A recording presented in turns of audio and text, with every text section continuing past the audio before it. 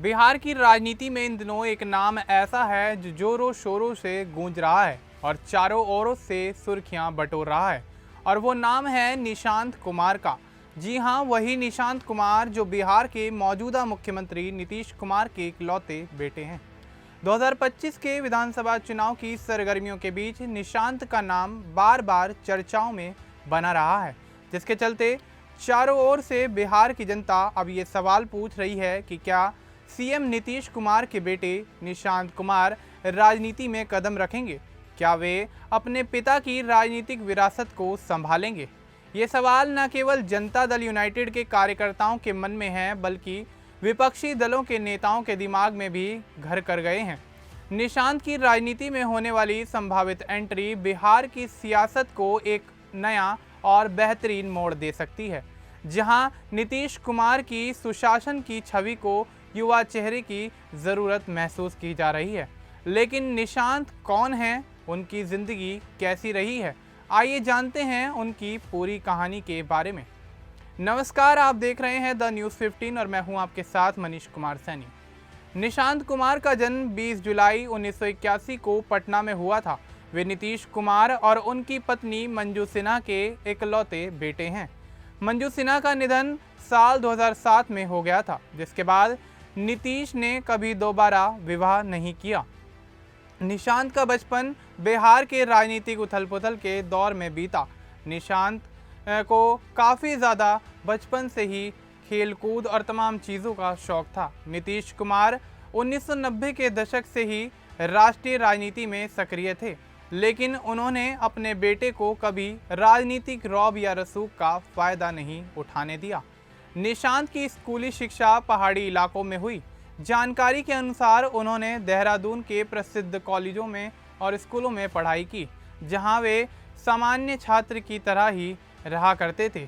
यह फैसला नीतीश कुमार ने जानबूझकर लिया था, ताकि निशांत राजनीतिक दबावों से कोसों दूर रहें और स्वतंत्र रूप से विकसित हों। स्कूली शिक्षा पूरी करने के बाद निशांत ने इंजीनियरिंग की राह चुनी। उन्होंने आईआईटी कानपुर से इलेक्ट्रिकल इंजीनियरिंग में स्नातक की डिग्री हासिल की। आईआईटी जैसे प्रतिष्ठित संस्थानों से निकलने के बावजूद निशांत ने कभी सरकारी नौकरी या राजनीतिक लाभ का सहारा नहीं लिया। स्नातक के बाद वे दिल्ली चले गए, जहां उन्होंने प्राइवेट सेक्टर में नौकरी की शुरुआत की। आपको बता दें कि उस दौरान निशांत एक सॉफ्टवेयर कंपनी में काम करते थे, लेकिन उनकी नौकरी के बारे में यहाँ ज़्यादा जानकारी उपलब्ध नहीं है। निशांत का जीवन बेहद ही सादा और गोपनीय रहा है। वे सोशल मीडिया पर सक्रिय नहीं हैं, ना ही कभी पिता की राजनीतिक पद का फ़ायदा उठाते दिखे। बिहार के मुख्यमंत्री का बेटा होने के बावजूद वे सामान्य जीवन जीते हैं। सादे कपड़ों में बिना किसी दिखावे के रहना पसंद करते हैं। यह उनकी पर्सनैलिटी का सबसे बड़ा पहलू है, जो उन्हें जनता के बीच एक साफ सुथरे युवा के रूप में पेश करता है। निशांत की ज़िंदगी में राजनीति का साया कभी भी नहीं पड़ा। 2007 में उनकी मां मंजू सिन्हा की मौत के बाद वे पिता के काफ़ी करीब आए। नीतीश ने अपनी पत्नी की याद में कई सामाजिक कार्य शुरू किए, जिनमें निशांत ने भी अपने पिता नीतीश कुमार का सहयोग किया, लेकिन सार्वजनिक जीवन से वे हमेशा दूर रहे। 2010 के दशक में जब नीतीश बिहार को सुशासन की ओर ले जा रहे थे, निशांत दिल्ली में अपनी प्रोफेशनल लाइफ में व्यस्त थे। वे कभी कभी पटना आते थे, लेकिन हमेशा पर्दे के पीछे ही रहा करते थे। हाल के वर्षों में ही उनका चेहरा सार्वजनिक रूप से राजनीतिक कार्यक्रमों में नजर आने लगा। उदाहरण के तौर पर 2024 में अपनी मां की जयंती पर आयोजित कार्यक्रम में निशांत ने जेडीयू की उपलब्धियों पर बात की थी। उन्होंने कहा कि पिताजी ने 20 सालों में जो काम किया, उसका फल बिहार की जनता को मिलेगा। यह उनका पहला सार्वजनिक बयान था, जो राजनीतिक गलियारों में चर्चा का विषय बना। 2025 में बिहार विधानसभा चुनावों की घोषणा के साथ निशांत का नाम राजनीतिक बहस का केंद्र बन गया है। फरवरी 2025 में होली के बाद पटना में उनके नाम से पोस्टर भी लगे, जिनमें लिखा था कि निशांत कुमार बिहार का नया चेहरा।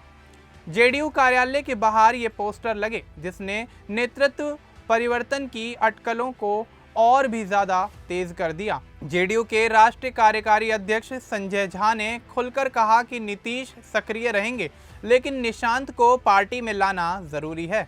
उन्होंने कहा कि नीतीश कुमार सक्रिय रहेंगे, लेकिन निशांत की एंट्री से पार्टी में एक नई ऊर्जा का विस्तार होगा। मार्च 2025 में एक इंटरव्यू में संजय झा ने स्पष्ट किया कि निशांत अभी राजनीति में नहीं आएंगे, क्योंकि नीतीश कुमार पूरी तरह सक्रिय हैं। फिर भी जुलाई 2025 में निशांत के 44वें जन्मदिन पर जेडीयू कार्यालय में भव्य समारोह हुआ। कार्यकर्ताओं ने केक काटा और नारे लगाए, निशांत आओ बिहार बचाओ। सितंबर 2025 में राष्ट्रीय लोक मोर्चा के प्रमुख उपेंद्र कुशवाहा ने निशांत को जेडीयू का उत्तराधिकारी बनाने की मांग की। कुशवाहा ने कहा, नीतीश को सरकार चलानी चाहिए, पार्टी निशांत को सौंप दें। उपेंद्र कुशवाहा के इस बयान से एनडीए के दलों में भयंकर हलचल मच गई। तेजस्वी यादव ने भी इस बात पर चुटकी ली। नीतीश कॉपी पेस्ट कर रहे हैं, अब बेटा आएगा तो नया कॉपी आएगा। चिराग पासवान ने कहा कि निशांत की एंट्री से बिहार में सुशासन 2.0 आएगा, लेकिन सबसे ताज़ा घटना 3 अक्टूबर 2025 की है। पटना के सीएम हाउस में नीतीश कुमार ने 400 से ज़्यादा जेडीयू कार्यकर्ताओं से मुलाकात की। नालंदा के जिलाध्यक्ष अजीत चंद्रवंशी और हिल्सा के भरत शर्मा ने निशांत को टिकट देने की मांग की। चंद्रवंशी बोले, पार्टी में जोश लाने के लिए निशांत को उतारो। नीतीश ने जवाब दिया, विचार करेंगे। यह बयान सोशल मीडिया पर वायरल हो गया और हैशटैग निशांत कुमार के नाम से काफ़ी ज़्यादा ट्रेंड करने लगा। निशांत की संभावित एंट्री के पीछे कई कारण हैं।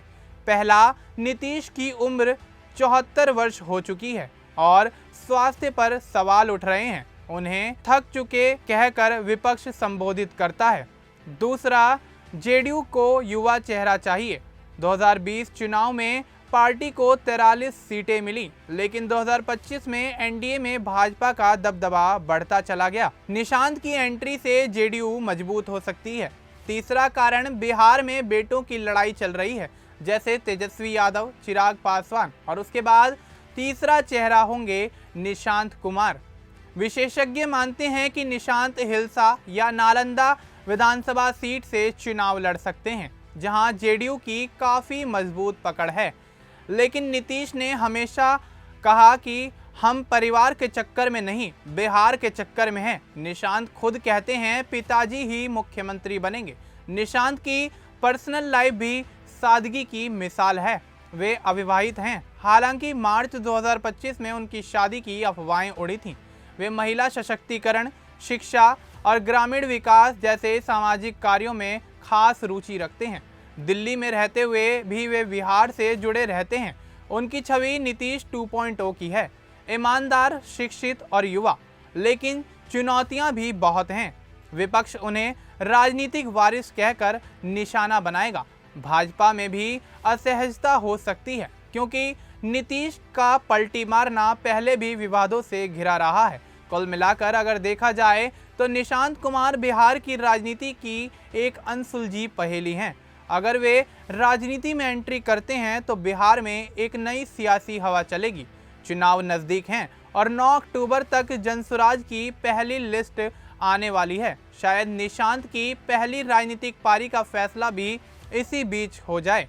बिहार की जनता इंतजार कर रही है कि क्या सुशासन कुमार का बेटा मैदान में उतरेगा, यानी कि क्या निशांत कुमार अब राजनीति के मैदान में अपना डेब्यू करते हुए नजर आएंगे, और अगर डेब्यू करते हैं तो वह आखिर कौन सी विधानसभा सीट होगी जहां से निशांत कुमार चुनावी ताल ठोकते हुए नजर आएंगे। तो दोस्तों, ये थी निशांत कुमार के जीवन की कहानी, और इस तरह की तमाम अपडेट्स जानने के लिए आप बने रहें द न्यूज़ 15 के साथ।